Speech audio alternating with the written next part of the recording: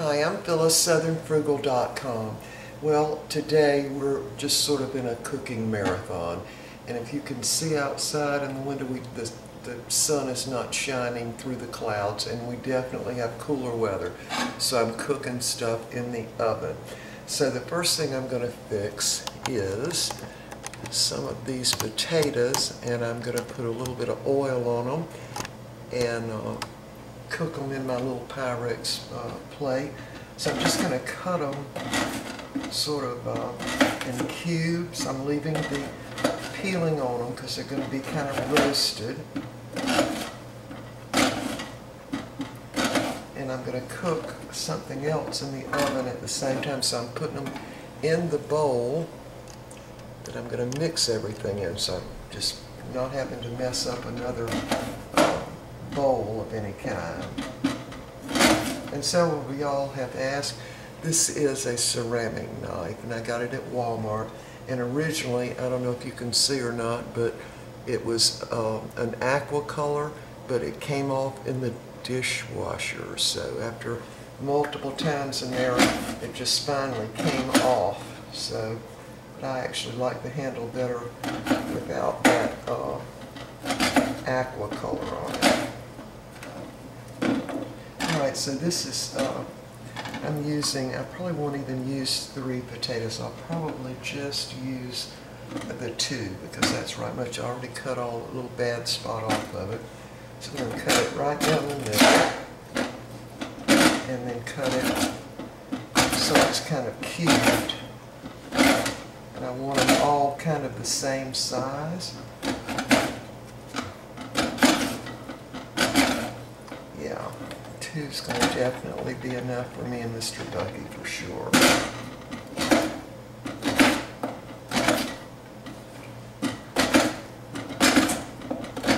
And I'm doing it over here on the stove so y'all can see. Alright, so we got all our potatoes in. And now I'm going to add some onion powder. The humidity's got it all caked in there. So onion powder, yeah, a good tablespoon of that. Same amount of garlic powder, a lot. I'm going to actually use some chili powder, not much of that though, just a little bit. Because I don't use pepper, so at this point, if you were making these, you'd want to use pepper. And I'm going to also use, if I can find it, some parsley, dried parsley flakes.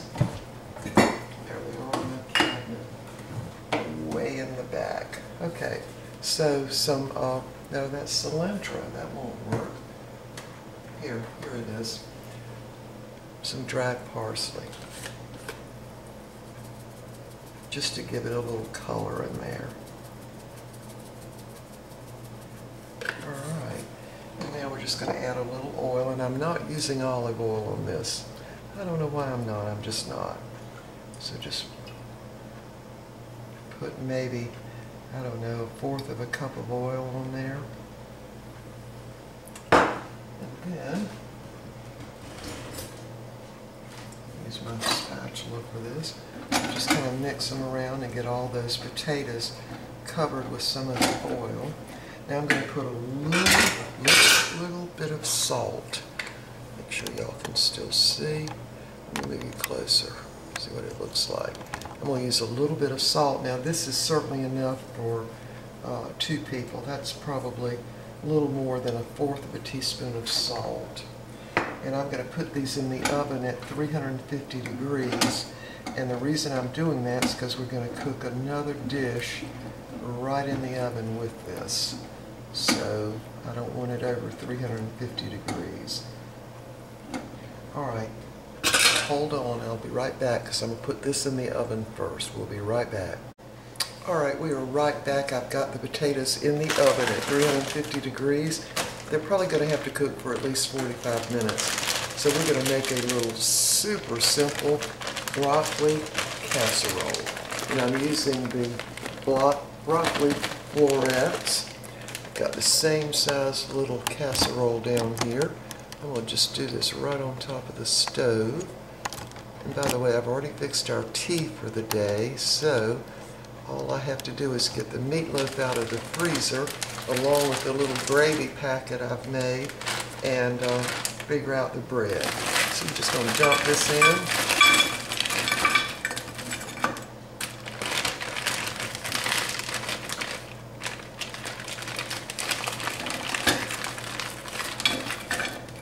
That looks about right. This is another 6-cup little casserole. Didn't grease the bottom of it or anything. Just dumping it in from the bag. And a while ago we used the whipping cream, 1 cup of it, and this is the other cup right here because the little thing of whipping cream holds 16 ounces. So I'm going to use the rest of this on the broccoli. Now what I'm going to do, this is Parmesan cheese, and I'm just going to shred it over this. Try to hold that on it so it's easier. So I'm using the microplaner, and I'm just going to shred a whole bunch of it in here. I don't really know how much, maybe even as much as a ½ a cup. I really love this broccoli and the Parmesan cheese together a lot. So, and I'm not using any salt at all because of course the Parmesan cheese is very salty. I'd say at least a ½ a cup. I mean, the more the merrier, you know?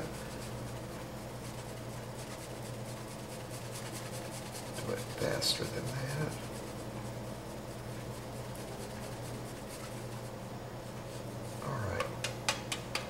That looks like about enough.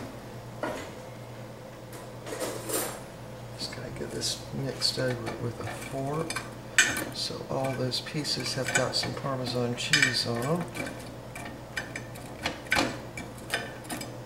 Yeah, so we're gonna put this in the oven with this frozen just like this. The reason we're doing that is because otherwise it would cook a lot faster than the potatoes. Plus this is a real convenient way to do it. Down in there. Now all we're going to do is pour this 1 cup of heavy whipping cream right over the top of it. Now y'all know if you beat whipping cream enough, it actually turns into whipped butter. So this will work really well on the broccoli. And again, no salt in this because the Parmesan cheese is of course pretty salty. Alright, so we're going to bake it along with the potatoes. I went ahead and put those in first. Get that thing turned around there. Don't like the stems sticking up. There. Got one down. Alright. Of course the broccoli is going to thaw out and go ahead and cook pretty quick. Let me move this up closer. Just a real simple broccoli casserole. Alright y'all, when this gets done, we'll be back. Alright, we're going to have some of the meatloaf that I fixed a couple of days ago, and we did have it for one meal in sandwiches. I actually love it that way. But I also froze it. I went ahead and sliced it up and froze it. I even froze the gravy. So let me show y'all. So what we're going to have is one of the pieces. Now this is a large piece. It's frozen solid. But I'm going to thaw it out in the microwave and cut it right in twos because we don't usually like to eat this much meat at one time. And here is the gravy. I froze it in, well, I'll show you the pan I use. I froze it in this pan. This is one of those large muffin tins. And what I did is just run hot water under it real quick on the back. And then just take a knife and allow it to be turned around and it'll just pop right out. So anyway, I'm going to take one of these out. Let me show you. There's what it looks like. I'm just going to put it down in the bowl and it will thaw out the same time the meat thaws out. Now when you do this, sometimes you have to add a little bit of water back to the gravy and kind of beat it around just a little bit to get it to reconstitute. So I just go ahead and put these little packets of gravy right back in the container with the meatloaf. And there you have it. It goes right back in the freezer. All right, y'all, I'm going to get this meal together here in just a minute. We'll be back. All right, I wanted to show y'all what the broccoli looks like. I did end up putting that in the microwave for about 5 minutes on reheat to get that whipping cream to a lot of it evaporate, and then finished it off in the oven. And there are the potatoes. We're going to have some of the peach crisp for dessert. I've got the bread already warmed up, and we're just waiting for the meatloaf to warm up in the gravy. And we're going to put it on the plate and show you what it looks like. Alright, here's what it looks like on the plate. Here is the meatloaf with the gravy on it and the potatoes. Now we've got a lot of potatoes because Mr. Bucky and I both love potatoes that way. And there's the broccoli cooked in not sour cream, but whipping cream and also Parmesan cheese.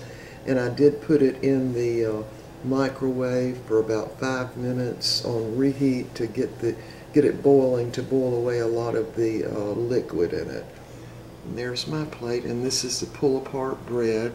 And I went ahead and sliced it to freeze it because I couldn't figure out how to pull it apart and then freeze it too. So I just went ahead and sliced it. Anyway, it's really, really good with the gravy. And there's our iced tea. All right, y'all, we will see y'all next time. Bye for now.